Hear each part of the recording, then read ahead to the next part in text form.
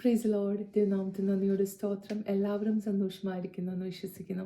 ഇന്ന് നിങ്ങളുടെ മുമ്പിൽ ഒരു ചെറിയ ചിന്തയുമായി ഞാൻ കടന്നു വന്നിരിക്കുന്നത് നമുക്ക് ഏവർക്കും പരിചിതമായ ഒരു ഭാഗമാണ്. പുറപ്പാട് 3-ാം അധ്യായം, മുൾപ്പടർപ്പ്, തീ കത്തുന്ന കാഴ്ച അല്ലേ.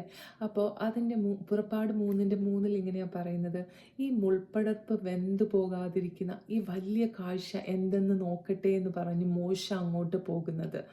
അതിൻ്റെ 4-ാമത്തെ വാക്യം ഇങ്ങനെയാണ് പറയുന്നത്: നോക്കേണ്ടതിന് അവൻ വരുന്നത് യഹോവ കണ്ടപ്പോൾ മുൾപ്പടർപ്പിൻ നടുവിൽ നിന്ന് മോശേ മോശേ എന്ന് വിളിച്ചു.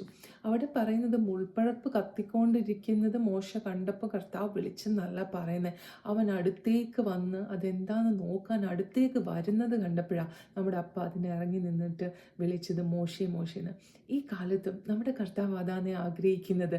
നമ്മുടെ കർത്താവ് ഇങ്ങനെ വെയിറ്റ് ചെയ്തിരിക്കുക നമ്മളോട് സംസാരിക്കാൻ, നമ്മളോട് കാര്യങ്ങൾ ഷെയർ ചെയ്യാനായിട്ട്. പക്ഷേ കർത്താവ് നോക്കുക നമ്മൾ എത്രത്തോളം കർത്താവിൻ്റെ അടുത്തോട്ട് ചെല്ലുന്നുണ്ട്, കർത്താവുമായിരുന്നു സംസാരിക്കുന്നുണ്ട്, അതിനുവേണ്ടി എത്രത്തോളം സമയം നമ്മൾ വേർതിരിക്കുന്നുണ്ട്.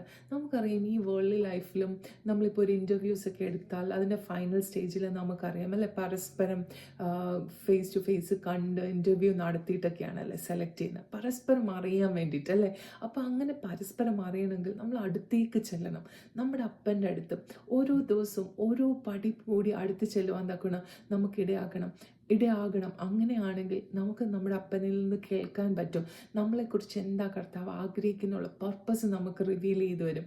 നമ്മളുടെ കാര്യങ്ങളൊക്കെ നമുക്ക് ഓടിച്ചെന്ന് പറയാൻ നമ്മുടെ അപ്പൻ്റെ സാന്നിധ്യം ഉണ്ടെന്നുള്ള ആ ഒരു ബോധ്യം നമ്മളുടെ ഉള്ളിലുണ്ടാവും. അങ്ങനെ ഈ ദിവസങ്ങൾ നമുക്ക് ഓരോരുത്തർക്കും ഇടയാകട്ടെ എന്ന് പ്രാർത്ഥിക്കുന്നു. അതിനുവേണ്ടി നമുക്ക് നമ്മുടെ സമയത്തെ വേർതിരിക്കാം. ദൈവം എല്ലാവരെയും അനുഗ്രഹിക്കട്ടെ. God bless you.